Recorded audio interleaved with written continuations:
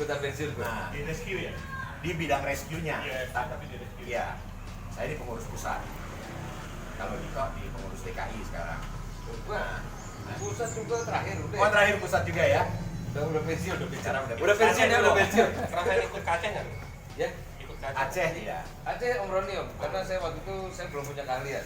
Jadi kita di IOF, kalau cerita sedikit IOF, mulai terlibat di kebencanaan itu secara aktif tahun 98. Itu waktu gempa Liwa.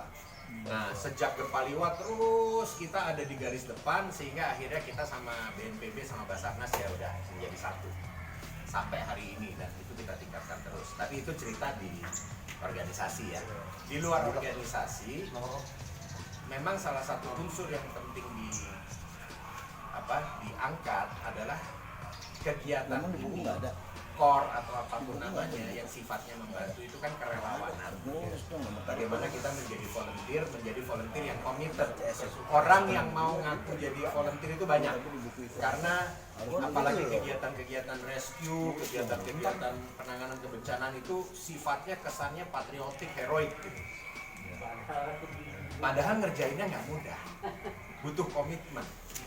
Ya, termasuk saya dengar dari Om Bibi, oke, perlengkapan dan sebagainya kita lengkap, tapi sampai hari ini pemanfaatannya masih kurang.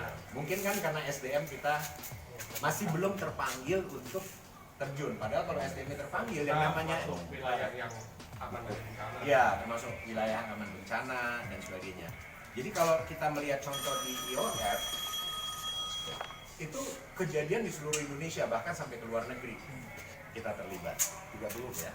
Nah, di Basarnas sendiri saya tandemnya Basarnas Special Group, khusus memang spesifik untuk underwater rescue karena saya punya spesialisasi di situ. Jadi Basarnas punya unit khusus, pasukan khusus namanya Basarnas Special Group. Sebelum Basarnas Special Group ada, itu sudah ada. Ini yang lambangnya saya pakai, Indonesia Diver Rescue Team ini. Jadi saya juga sama Basarnas dekat ya. BNPB kita juga dekat sekali dalam hal koordinasi di setiap kebencanaan, termasuk di beberapa kejadian-kejadian terakhir seperti contoh Lombok, kita itu yang menjadi field coordinator untuk semua kegiatan bantuan pertolongan kepada korban. Jadi korem dan rem itu selalu tandem sama kita, karena untuk operasi lapangan kita yang koordinasi. Saya sendiri kebetulan selalu jadi istilahnya field captain gitu ya, field coordinator. Dito selalu sibuk di logistik dan sebagainya lah. Jadi tapi semuanya intinya itu adalah komitmen. Komitmen ini mengikat nggak? Enggak, orang namanya kita hobiis kok. Dasarnya kita hobiis, tidak mengikat. Di level tertentu ada yang mengikat, seperti saya dan Dito, itu ada level yang mengikat karena saya instruktur. Dito bukan hanya instruktur, dia asesor. Dito ini asesor BNPB. Asesor untuk sertifikasi ya Dito? Untuk penanggulangan bencana. Untuk penanggulangan bencana. Beliau asesor. Jadi kalau ada misalnya kayak core team mau di sertifikasi, nanti asesor bencana nggak banyak di Indonesia, salah satunya Dito. Makanya saya ajak ke sini, ya syukur-syukur nanti kita bisa diakses. Dan dengan network yang kita punya kemampuan, kayak misalnya mau bikin coaching klinik, mau bikin pelatihan, bisa kita giatkan core dan lokal, ya, kita lakukan coaching klinik. Kita datangkan teman-teman dari BNPB, dari Basarnas, dari pemadam kebakaran, dari kesehatan dan sebagainya, kita lakukan lagap. Dan itu bisa rutin dilakukan sebagai contoh. Nah, juga dari latar belakang pengalaman, saya dan Dito kebetulan cukup sering terlibat di pasukan perdamaian PBB, khusus untuk HIT, istilahnya HIT, Coastal Environment Awareness Training. Biasanya kita latih itu adalah para diplomat asing yang akan ditempatkan di negara-negara Asia. Itu latihannya mulai dari menghadapi penculikan, pemerasan, sampai ancaman bom, radio komunikasi juga, nubika juga. Jadi artinya tolong kita punya resource, manfaatkan aja gitu. Ya, Om Dito dia udah walaupun dia call sign-nya zero, tapi ayo kita manfaatkan dia habis-habisan, kita peras otaknya. Biar dia agak kurusan. Karena tipe-tipe orang seperti Om Dito, Om Roni, kita lah, kalau kita kelas kerja orang tahu, itu tipe orang yang nggak bisa nganggur, Om. Ya, Maunya berbagi. nganggur sakit gitu. Sakit ya. Sama Kita kayak saya. kita punya moto itu di mobil yang ini ada ditulis, di mobil yang satu itu ada ditulis pantang pulang sebelum Ongkos habis. ongkos habis. Ke Padang kan, Padang pulang sebelum Padang kan. Ya, kita pantang pulang Balik sebelum ongkos kan, habis. gitu. Dan kita selalu bergerak swadaya. Ya, kita tidak pernah meminta bantuan dari manapun. Kalau kita bisa bantu, kita harus swadaya. Beda cluster kita sama mereka ini. Ya. Jadi kita ya resources yang kita punya, termasuk saya kalau ada operasi ya saya nggak ngantor 2 bulan 3 bulan ya bodo amat lah, kantor aja harus sendiri toh. Dan saya selalu sisihkan itu cuti karena tugas negara. Lo gue sama. Nah jadi manfaatkan loh ya teman-teman lokal, silahkan manfaatkan resources Sampai saya. ganggu hobi. Om Dito, ya, Om MAB ini singkatannya MAB, bukan call sign-nya dari Marianus Anti Buku. Ya, dimanfaatkan. Silahkan dimanfaatkan, khususnya kalau memang kita mau bergerak di bidang kemanusiaan. Masalah keterlibatannya apakah hanya dukungan komunikasi? Itu bukan hanya. Dukungan komunikasi itu nomor 1, paling vital. Karena tanpa informasi, apa yang bisa kita lakukan? Ya, sebagai contoh, salah satu bencana yang paling selalu kita takutkan adalah waktu kejadiannya di tempat remote. Gimana? Di tempat yang remote, yang terisolir. Dia sudah terisolir kena bencana. Kalau tidak ada informasi keluar dari situ, bagaimana pertolongan bisa masuk ke situ? Kondisi yang paling buruk kayak begitu kondisinya. Nah, Aceh itu satu contoh yang sangat bagus. Akhirnya overloader yang masuk ya. Aceh itu contoh yang paling bagus apa? Begitu terjadi tsunami, apakah ada berita muncul? Tidak ada. Berita muncul itu 6-8 jam sesudahnya. Karena apa? Listriknya down, semua stasiun pemancar down dan sebagainya down. Baru bisa pertolongan itu masuk setelah ada informasi Aceh terkena tsunami. Hal yang sama akan terjadi dimanapun. Jadi salah satu yang selalu kita persiapkan adalah readiness. Makanya kemarin kita bicara EPRP, Emergency Preparedness, ya, kesiapan penanganan darurat, dan response. Ya, response package. EPRP itu Emergency Preparedness and Response Package. Response package contohnya apa? Ya kalau kita core, emergency preparedness-nya alat ada, station tersebar, artinya kan station tersebar artinya kalau terjadi bencana, syukur-syukur nggak semua station terdampak, masih ada station yang bisa hidup. Dia yang akan melakukan response, dia yang akan pertama kali kirim mayday, dia akan pertama kali kirim SOS. Jadi salah satu lesson learn yang paling kita dalami itu di IOF ya. Karena selama ini bencananya semua di luar DKI. IOF anggotanya banyak di DKI. Bantuan dari DKI keluar itu gampang sekali. Bergerak. Dalam waktu paling lama 2 kali 24 jam daerah yang terkena bencana kita ada di situ. Tapi apa yang terjadi jika DKI yang menjadi kota bencana epicenter korban? Termasuk contoh Tangsel. Tangsel tergolong aman dari ancaman bencana. Anggap begitu. Ini yang masih nanti kita harus assess. Kita semua merasa tenang kok. Kalau di luar ada bencana, kita bisa bantu, kita terjun bantu. Tapi begitu rumah kita sendirian kena gimana? Ini yang harus kita persiapkan. Makanya sebetulnya waktu kita bicara core, kita bicara emergency preparedness. Sebenarnya kita bicara tentang diri kita sendiri. Seberapa siap, seberapa istilahnya tangguh ya, seberapa tangguh kita menghadapi bencana alam ataupun insiden-insiden lainnya. Nah, jadi saya alhamdulillah bisa bergabung di KOR, mulai intip-intip ya, kita sama-sama bisa belajar, bisa saling sharing. Saya, Dito, Om Ari ini bukan, kita masih anak-anak baru di bidang ini. Ya walaupun kita sering terjun di operasi, tapi kita selalu harus belajar. Kan teman-teman semua pasti punya pengalamannya masing-masing, nah kita saling sharing. Dan nantinya juga untuk kaderisasi, artinya kan anggota Orari lokal Tangerang Selatan kan banyak sekali yang terdaftar. Kita buatkan program-program yang untuk memantik supaya mereka punya ketertarikan di bidang korkah atau di bidang lain, apalagi Tangerang Selatan punya Ruby.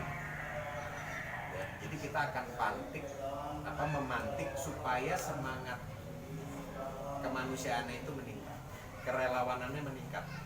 Kita selalu, saya sama Dito sama Om Ari ini selalu yakin kalau ada bencana, ada apa, orang Indonesia adalah nomor satu, pasti mau terjun paling depan untuk membantu,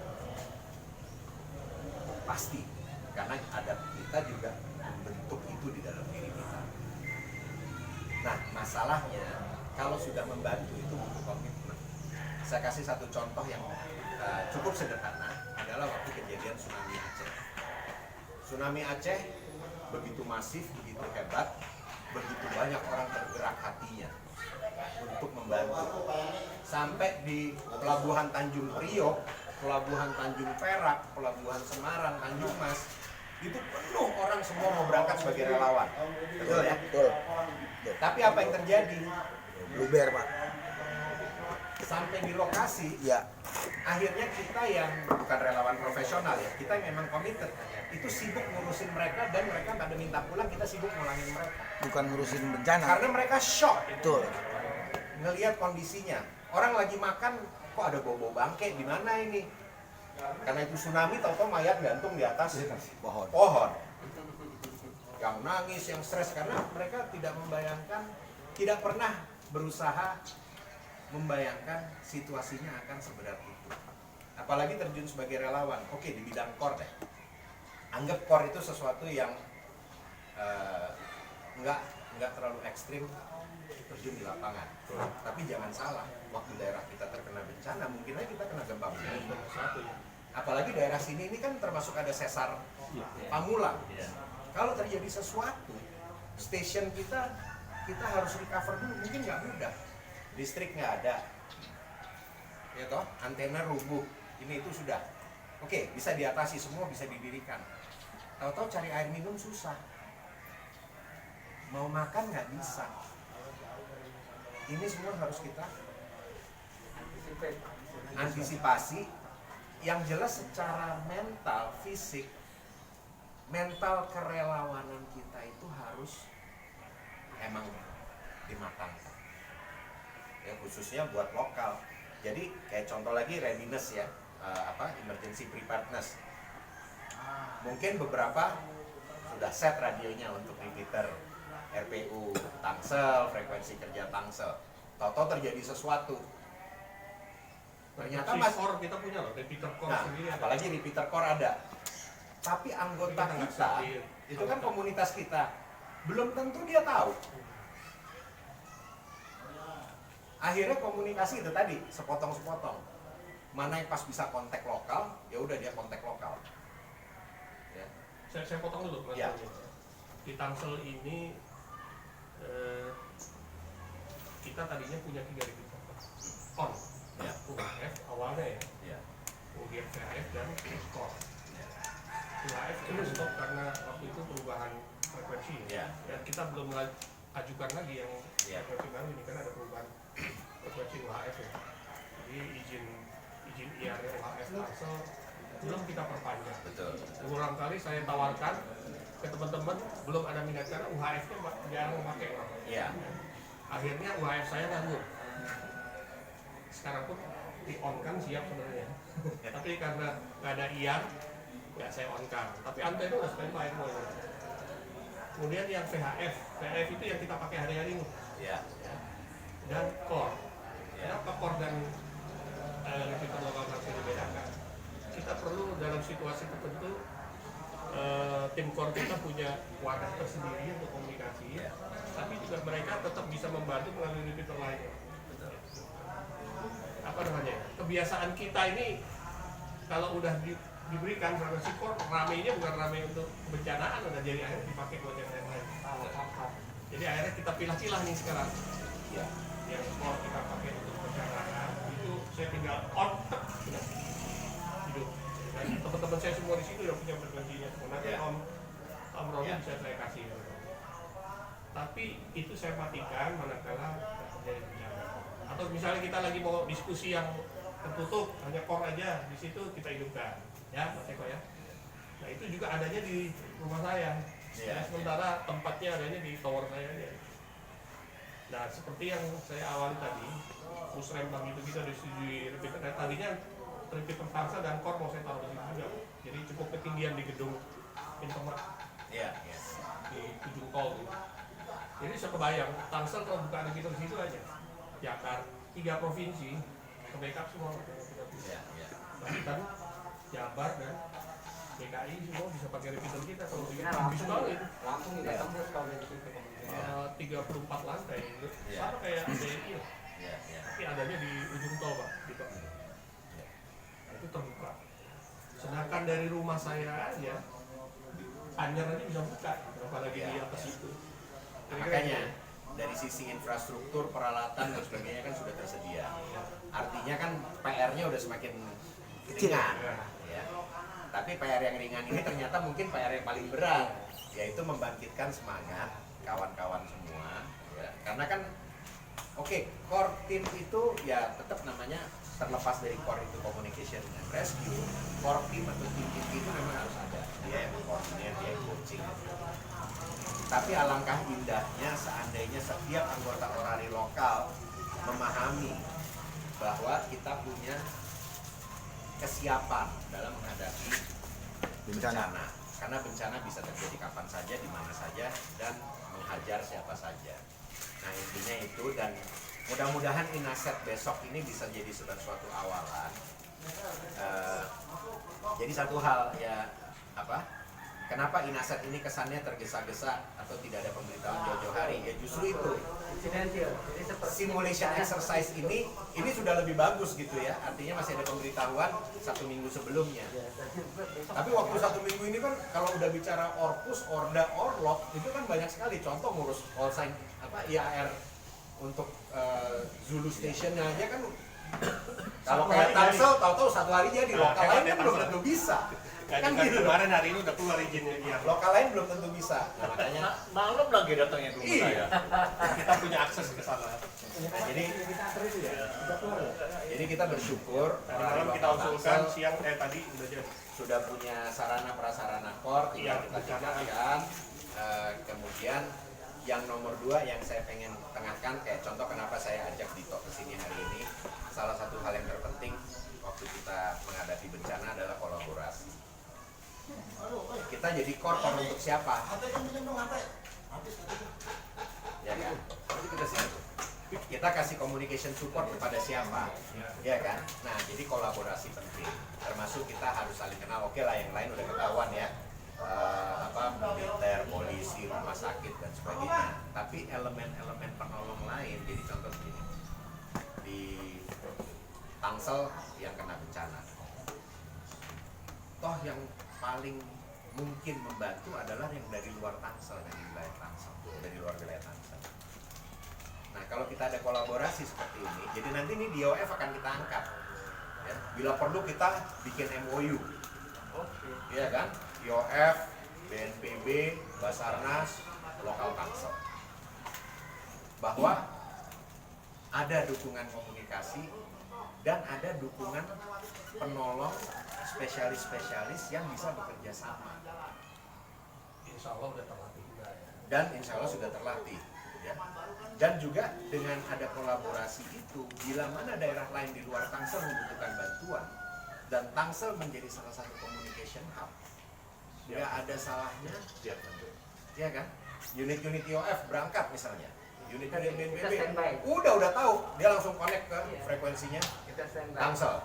Tim Core Tangsel sudah siap untuk dukung komunikasi. Seperti kemarin waktu kita tsunami yang di Pantai Barat itu, di Pulau Pantai Belah, Tanjung Lesung. Di jalan itu kita terbang buta. Kita cariin frekuensi orari kosong, frekuensi rapi kosong, karena rupanya di sana sepi. Betul. Iya kan, di sana sepi. Padahal kita butuh koordinasi. kita mau terjunkan kan, kita kan pakai triase ya kalau melakukan itu. Menolong itu mulai dari yang situasinya paling mungkin diselamatkan. Ibaratnya di sini ada mayat, di sini ada orang setengah mati. Yang kita tolong yang setengah mati, yang sudah jadi mayat ya sudah. Gitu. Triase. Nah, tanpa ada dukungan komunikasi itu sulit terjadi. Apalagi ditambah negara kita ini lagi senang hoax. Iya kan? Muncul berita, wah di sini bantuan belum datang, ini itu segala macam. Beritanya nggak kredibel. Kita nggak dengar dari stasiun yang resmi, yang kompeten dan dia komit gitu ya. Akhirnya resources, ya biasalah karena tekanan hoax dan sebagainya, resources. Oke, coba kita cek ke sana, belokin itu kan sudah buang energi. Tahu-tahu di situ ternyata bantuan berlimpah. Ini contoh terjadi di Aceh maupun di Lombok. Terjadi sekali, sangat sering. Apalagi yang dari luar nih, terutama yang ngerecokin. Tapi begitu jaringan komunikasi yang kita sepakati terbentuk, seperti contoh di Lombok, aman tuh kita operasi. Kita minta kawan-kawan Orari. Jadi sebenarnya bukan kita minta, waktu kawan-kawan Orari datang di Lombok itu ya, Orari lokal NTB, kita sudah beroperasi. Tapi memang kita point to point semua. Kebetulan ada teman-teman Orari datang, kita kasih tahu itu sudah operasi dari Danrem juga. Tolong diriin RPU untuk cover wilayah ke selatan semua wilayah ke utara. Tak, dalam waktu 18 jam berdiri itu RPU. Operasi semakin lancar. Praktis waktu itu yang pakai hanya kita, hanya IOF sama Danrem. Ya. Tapi alhamdulillah cakupan kita seluruh Lombok itu tercover. Sebegitu vitalnya bantuan komunikasi. Tanpa bantuan komunikasi, itu energi yang terbuang, risiko yang dihadapi, ya kan? Kayak contoh waktu likuifaksi lah. Bisa nggak kejadian? Orang kan cuma dengar, di sana ada likuifaksi. Di sana itu di mana? Sementara tuh orang lari random menyelamatkan diri, tahu-tahu dia larinya arahnya malah ke arah bencana, ke arah epicenter. Kalau ada dukungan komunikasi itu akan sangat mudah. Jadi dukungan komunikasi itu nomor satu. Dimanapun protap kebencanaan di seluruh dunia, di PBB, di US Army, US Air Force, semuanya sama. Nomor satu, pulihkan komunikasi. Tanpa komunikasi, yang lain terbang buta. Terbang buta artinya kerjaan nggak efisien. Nah, jadi menurut saya kita harus pentingkan. Core ini kita harus pentingkan. Saya tertarik sekali secara pribadi waktu Om Didi mengundang Core itu, wah seneng banget saya kalau memang bisa berfungsi di sini, memberikan sedikit kontribusi. Kenapa? Yang tadi di awal waktu kita ngobrol-ngobrol, saya sebetulnya end user. Saya dan kawan-kawan ini sebenarnya end user Core. Kita yang bergerak di lapangan, memberikan bantuan langsung dengan spesialisasi kita, tapi tanpa dukungan komunikasi ya, kita jadi bego di depan. Bego apa buta? Udah buta, jadi bilang bego gitu. Buta, bego, budak. Ini yang kita parah ini. Yang istilahnya Parah ini. kita tidak bisa melihat. Kita mungkin bisa melihat, tapi kita tidak bisa mendengar. Ya. Ya. Ya. Datang ke rumah saya pertama dalam rangka apa? Amsat. Jadi beliau ini kan posting bikin antena ya. Ya. Saya japri beliau. Apa namanya? Kapan bisa main ke rumah saya?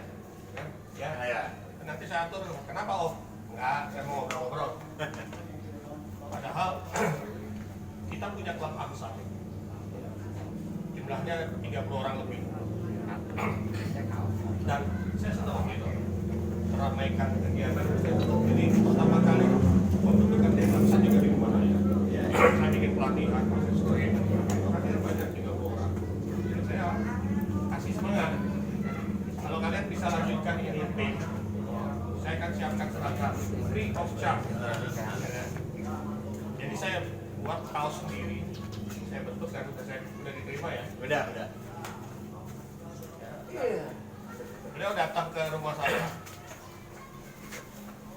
Ini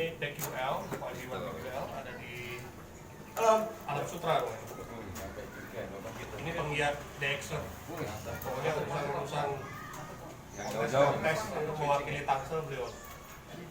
Kontes Dulu terus dulu ya. Om Deddy. Nanti ngikuti aja pelan-pelan ya. Ini udah 1 jam berjalan supaya nggak. Nggak apa-apa, saya kan cuma ngikut dengar aja. Saya juga dari Balmond tadi. Ya. Ini Om Roni ya. Oh, Instruktur dari Basarnas. Ini Om Dito, off-roader plus instruktur juga dari Basarnas. oke.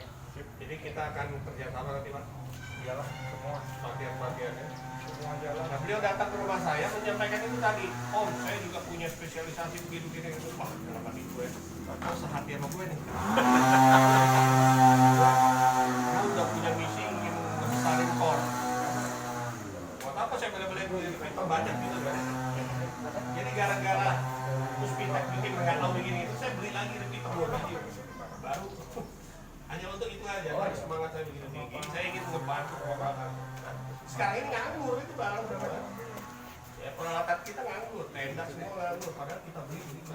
Iya. Sekarang alhamdulillah ya Om Pak Ketua ya, ada Om Roni, nanti ada Om Dito, sama-sama kita kerjasama sama Jaksel. Kita ngebangun ya, Mas Eko ya, ini koordinatornya. Nanti ini alat-alat kita bisa terpakai. Asik. Ini mau Peter bisa maksimal nih ya, yang mau pakai UHF, mau pakai FPH tinggal ngomong tune frekuensinya kita on kan. Dan repeater saya itu single antena. Iya. Jadi pindahkan kemanapun satu antena ini bisa. Tapi dengan catatan ya mesti izin ya. Iya. Karena konsekuensi repeater single antena atau duplexer itu pasti frekuensinya, spasinya itu jauh. Kalau amatir kan hanya 600 Iya. ya. Belum ada duplexer yang mini yang bisa cover itu, makanya repeater orang dimanapun pasti pakai tamu duplexernya. Nggak ada yang tertanam di dalam Motorola, punya nggak? Yang tertanam di Motorola repeater saya itu Silvage ya, jadi minimal 1000 kasus. Jadi tidak sulit. Nah, untuk menggunakan repeater kebencanaan itu, kenapa nggak saya share? Karena di luar band amatir gitu. Monitornya di frekuensi kita ya, tapi TX-nya perangkat kita atau RX-nya repeater tuh di atas. Jadi kan di luar jangkauan, jadi Iya. makanya Ya. kita jaga Jadi itu. kita TX-nya dari radio kita TX-nya di atas, outputnya RX-nya kita atau TX-nya repeater amatir. Jadi teman-teman semua bisa dengar kita komunikasi, tapi nggak bisa masuk, nggak bisa nyangka kita juga. Nah, waktu kita bikin kegiatan di Puspitek itu, WHO, kita izin sama Balmond, izinkan. Saya juga membaca ya Om Dito, Om Roni, kejadian apapun, frekuensi apapun kalau membutuhkan izin. Iya. Bencanaan. Jadi artinya kalau itu terjadi bencana, repeater menyerang lokal Tangsel sekalipun di luar band amat, kita nanti minta izin sama Pemrokan di wilayah. Jadi pasti. Karena itu waktu kita bikin WHO aja, bantu WHO mereka langsung izinkan. Alasan kita cuma sederhana supaya nggak diganggu sama yang lain.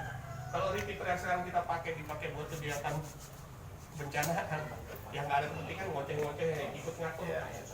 Itu alasan kita. Kita juga sebetulnya punya beberapa mobile repeater, tapi semuanya dasarnya kepraktisan. Jadi kita nggak pikirin izinnya waktu itu. Kepraktisan operasi. Ya, Dan kita berasumsi bahwa di dalam operasi dan sarana ini diperlukan, maka kita fungsikan. Karena waktu itu kayaknya perizinan tuh ribet banget. Tapi sejak tahun ini kita sedang galakkan justru ke komunitas kita semuanya untuk memiliki kosan. Itu di coaching klinik terakhir kemarin di Ancol. sifatnya pemberitahuan ke Belmont. Oh, sifatnya pemberitahuan ya. Jadi dia harus tahu frekuensi yang kita pakai. Iya. Mereka juga monitor, termasuk BPBD provinsi juga monitor gitu. Kita yang jelas punya beberapa model mobile station, ya, yang sifatnya station, artinya operatornya bisa siapa aja. Mungkin kita bisa pikirin tuh, Dit. Ya kita ajukan frekuensi call sign untuk mobile station, karena mobile station kita ini yang bisa diterjunkan, misalnya oleh BNPB, oleh Basarnas, oleh TNI. Jadi kayak contoh, Sifatnya club station aja. Klub station bisa aja. club station atau apapun. Club Karena station. seperti contoh mobil ini Land Cruiser ini itu ada HF-nya, ada satelitnya, ada VHF, ada UHF. Kemudian dia bisa self sustain, bisa hidup sendiri paling tidak 1 bulan di tempat yang remote tanpa support dari luar. Itu udah standar kita. Nah, ini nggak ada salahnya dijadikan Legalitasnya. emergency station, mobile emergency station gitu ya. Mobile emergency station yang bisa di deploy anytime. Gitu. Jadi ini ide bagus juga. Nanti coba kita bahas di internal. Tapi intinya itulah tadi, core itu sangat penting dan vital sekali. Makanya kalau memang kita semua sepakat, ayo kita dorong. Tolong manfaatkan saya Dito, Om Ari, ya perlu resources khususnya ke Basarnas, BNPB, dan ke unit-unit lain yang sifatnya komunitas, karena kita cukup menjadi senternya gitu ya untuk aktivitas-aktivitas kemanusiaan. Nah, Satu lagi lupa gitu, saya perlu perjelas juga ya, pengalaman kita di Tangsel ya. Mas Eko kita bantu Presiden SBY tahun berapa di Cirebon? Presiden SBY masih menjabat di detik-detik terakhir. Kita diminta bangunan tsunami drill tapi di Cirebon. Jadi pelabuhan di Dakiat itu bukan? Krakatau Steel. Oh, loh. Dan 7 ya. Itu setelah kejadian Aceh. Ya. Kemudian disinyalir Anyer, Krakatau akan meletus dan sebagainya. Iya. Kita akhirnya berlatih di sana. Peralatan saya semua turun, Pak. Peralatannya yang dan orang di Tangsel timnya nih, Mas Eko juga ikut. Kita dirikan station repeater di dan yang aman itu Krakatau Steel. Padahal kejadiannya di sana. Nah itu kotanya sama seperti Tangsel waktu influenza, epidemi, di close sama pemerintah kota, kemudian ditunjuk. Nah ini saya ingin nanti Om Roni mulai mendapat. Tangsel ini wilayah mana yang tinggi itu nanti untuk tim kesehatan, wilayah mana yang tinggi untuk tim impor. Jadi warga masyarakat Tangsel itu udah tahu. ya peta kerawanan Kalau bencana. butuh informasi Inventarisasi impor di tempat, kelurahan mana. Iya. di mana. Jadi caranya. Waalaikumsalam. Ayo silakan. Ayo Om, Om lewat. Sini sini. Konsentrasi 2 kali dong. Ya, tadi kan kita harus kita di sana. Bisa masuk lagi. Lagi. Alhamdulillah. Siap, Pak. Siap. Mana wae, Bro. Hebat. Nih bangunnya taruh Pak, di sana. Tarik aja di sini. Pak Rahmat ini KPO-nya orang di daerah Banten, tapi domisilinya di Tangsel, jadi anggota KPU. Yang urusan liar, urusan ini yang Tarik aja ini, Bro. Tarik aja bangunnya. urusan KTA, urusan apa bisa sehari Ini saja. jangan dulu kok gitu. Ya, kita terima kasih sama beliau. Ini nih yang sana. Gor geser, Bro. Kok gue geser dah? Geser. Oke, saya kenalkan Pak. Ini tidak lawan Romeo Forum. Dia punya license di sana. Ini Om Dito. Smoking. Ya, tetap stop. Aktif juga di Smoking, main ganja. tapi juga punya license Basarnas akan bantu kita. Nah, ini rencananya ke depan hari ini bukan hanya untuk Inasmet aja Pak ya. Betul. Ini belum habis, Gor. Ada tindakan Apa gue pengen untuk melatih itu? kita Kok semua. gue kasih ini ya gue buka. Jadi kita sepakat Kasih Om lagi. Rahmat, tidak sampai di sini, kita akan lanjutkan untuk beberapa tim untuk memperkuat kekuatan kita. Oh iya, emang udah siap. Udah siap. Udah siap. RPR Siap, Bro. katanya. PRP 9 dan 10 ya. Iya, kita Emergency Preparedness and Response Package. Orang yang berada di Pamulang, tim kor siapa, punya Ya. kekuatan apa, Itu besok saya. punya genset, punya repeater, punya Ya. jadi di situ nanti pusatnya. Jadi itu agar kita semua pahami nanti. Jadi semakin mudah tidak bergerak. Sekarang ini kita hanya user Pak. Ya. Kalau komando bilang kita kumpul nih untuk jaga banjir di sini, kumpul. Komunikasinya komunikasi amatir radio, Ya. bukan komunikasi rescue. Yang Ya. kita harapkan ke depan ini ada komunikasi rescue yang kita pahami di luar komunikasi amatir. Kira-kira gitu ya. Iya ya. Jadi saya berharap ya. Oke. Jadi Om Rewa ini ya. Wadiwan SEG. SEG. Sek ya. Ini Sek. anggota juga Bapak Pak. Jadi tadi kita udah bahas panjang lebar. Ke depan kita akan bikin program nanti. Mungkin saya sama Om Eko kita akan coba bikin ini ya outline apa yang bisa kita kembangkan ke depan. Dan karena ini waktunya juga makin sore, mungkin nggak ada salahnya kita mulai bicarakan persiapan untuk Inaset. Artinya mohon maaf ya. Ya. Tadi kita awali itu Betul. supaya Om Rene dan Om Riko punya wawasan nih yang datang ke sini itu punya kemampuan apa. Betul, betul. Jangan terlalu dianggap aduh. Oh, kita tenang. juga punya pengalaman, gitu. Udah punya pengalaman di kebencanaan, Iya, iya. membackup kegiatan tsunami drill di Cilegon dan epidemi ya, di Puspitec tapi Iya, tingkat iya. dunia Pak. Iya, iya. Kira-kira gitulah untuk berjalan. Oke. Baseline-nya sudah ada, Iya. sehingga kita bisa mulai dari mana? Betul, betul. Udah lebih mudah mulainya. Ya. Om Ded. Oke, silakan. Om Ded. Jadi